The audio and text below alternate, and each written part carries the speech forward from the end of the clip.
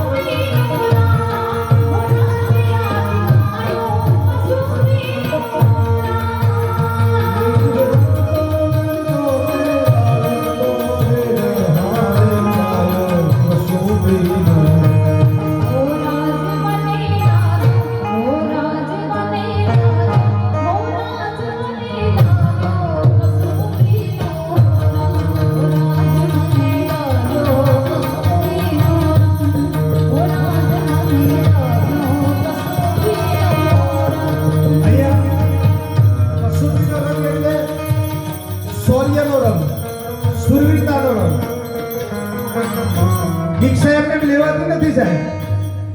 અબજો રૂપિયા છોડી, કરોડો રૂપિયા છોડી અને અતુલ નામનો એક દીકરો મુંબઈથી નીકળી જાય. ઇન્દ્રવદન નામનો એક દીકરો મુંબઈની બજારોમાં અબજો રૂપિયા છોડી નીકળી જાય. એ કઈ જેવી તેવી વાત નથી, એ પણ સુરવીરતાનો રંગ છે. કારણ બહારના શત્રુ હાથે તો લડી શકાય છે, બહાર તમારો શત્રુ હોય ને એની સામે તમે લડી શકો. તમારી અંદર જે શત્રુઓ પડેલા છે, કામ, ક્રોધ, લોભ, મોહ, સદરીપુ, એની સામે લડવું બહુ મુશ્કેલ છે. એની સામે લડવું, એની સામે જીતવું. અને એટલે કીધું છે કે મનને મારે તે મહંત છે, સાધનાની સફર ખેડે તે સંત છે, સર્વને જીતનારા અંતે હારી જાય છે, પણ પોતાની જાતને જીતે એ અરિહંત છે. પોતાની જાતને જીતે ને એ અરિહંત છે. એટલે કવિ કહે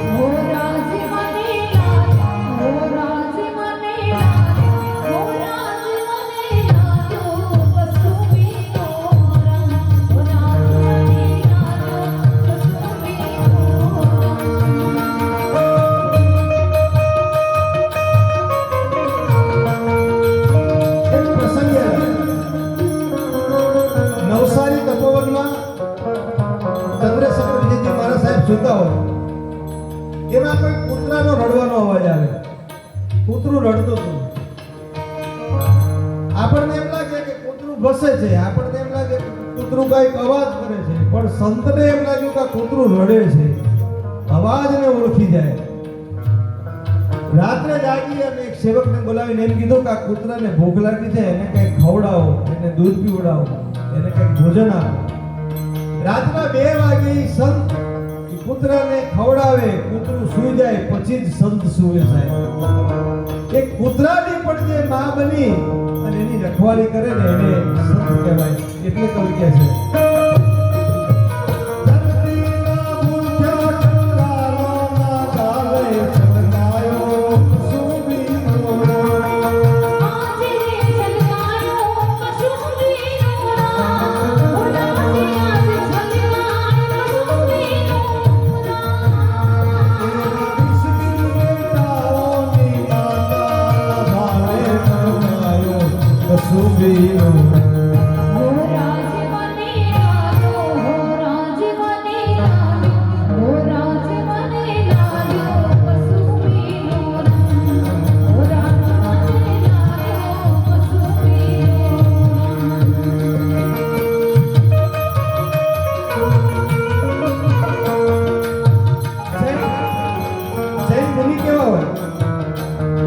સુરતમાં મહાવીર ખીચડી ઘર અને ચંદ્રશેખર મહારાજ આમ ખીચડી આપવા માટે રોજ બહાર આવે અને બધાને ખીચડી આપે. એમાં એક ફકીર આવે, ફિકર કી બાકી કરે ઉસકા નામ ફકીર. એક ફકીર આવે, રોજ ઉભો રહે અને ગુરુમાં એને ખીચડી આપે, ખીચડી લઈ નીકળી જાય. બનાવ એવો બન્યો કે ગુરુમાં ને કઈ ફીવર હતો, તાવ હતો. 2-4 દિવસ ગુરુદેવ બહાર ન આવ્યા એટલે ખીચડી ઘરના જે કાર્યકર્તા હતા ને ખીચડી આપવા બહાર આવે. તો ફકીર આવે કરો, વાટકો લઈને આવે કરો, ઉભો રહે. ગુરુ માને ન જોઈ એટલે નીકળી જાય. એક વખત નીકળી ગયો, બીજી વાર નીકળી ગયો, ખીચડી લીધા વગર. કાર્યકર્તાઓને ગમ્યું નહીં. ત્રીજી વાર જે આવ્યો ને એને ગુરુમાને જોયા નહીં એટલે નીકળી જવા જતો હતો. એટલે કાર્યકર્તા ભાઈ એને ઉભો રાખ્યો, પૂછ્યું કે तुम यहाँ से रोज भोजन लेते हो, आज 2 दिन से तुम भोजन क्यों नहीं लेते हो, तुम खिचड़ी क्यों नहीं लेते हो? तो वो फकीर बोले वो दाढ़ी वाली अम्मा कहाँ गई है, वो दाढ़ी वाली अम्मा कहाँ गई? એટલે પેલાએ કીધું કે ગુરુદેવને તો તાવ આવે છે, શરીરમાં થોડો દુખાવો છે એટલે 2 દિવસથી આરામ કરે છે. તો કે वो गुरुमा जब आएगी वो दाढ़ी वाली अम्मा आएगी ना तो मैं खिचड़ी दूंगा, मैं भोजन दूंगा. એટલે કાર્યકર્તા એમ કીધું કે અમે ભોજન આપીએ છીએ તો તારું પેટ નથી ભરાતું, અમે ખીચડી આપીએ તારું પેટ નથી ભરાતું. ત્યારે ફકીરે બહુ સરસ જવાબ આપ્યો. જુઓ શિષ્ય કોનું નામ કહેવાય, વગર દીક્ષાએ શિષ્ય કોનું કહેવાય. ત્યારે ફકીરે એમ કીધું कि तुम देते हो तब तो मेरा पेट भरता है, तुम जब खाना देते हो तब मेरा पेट भरता है, मगर वो दाढ़ी वाली अम्मा जब मुझे खाना देती है ना तब मेरा जी भरता है, तब मेरा जी भरता है। અને એટલે મેઘાણી લખે ગુરુ કરવાના તો ગોળી ગોળી કરવા, કોઈને મિત્ર બનાવો ને તો પણ ગોળી ગોળી બનાવો। કેરી આપણે ખાઈએ ને પેલા ગોળી, ગોળી એટલે કેરીમાં આખી કેરી છે ને મીઠી હોય પણ એક ભાગ છે ને ખાટો, તો એ ખાટો ભાગ છે ને તમે ગોળો ને એટલે મીઠામાં ભળી જાય, મિક્સ થઈ જાય, એટલે પછી આખી કેરી છે ને તમને મીઠી લાગે, એને ગોળવી પડે। એમ ઘણા માણસ હારા ન હોય, ખટાશ પકડી ગયેલા હોય તો એને ગોળવાના, બરોબર મુકેશભાઈ? હાલ હાલ તારા વગર નહીં હાલે, હાલ હાલ તારા વગર કે આ દેવગુરુનું કામ થતું નથી, જોડે લેવો થોડો ગોળવો। સમાજમાં કુટુંબમાં અમુક માણસ હોય ને નીતિનભાઈ તો એને ગોળવા, મિત્ર બનાવો તો ગોળી ગોળી, ગુરુ બનાવો તો પણ ગોળી ગોળી, અને વેવાઈ બનાવો ને તો ગોળી ગોળી બનાવો, નકર સુટકેસ પાછી આવે। એટલે કવિ કહે છે કે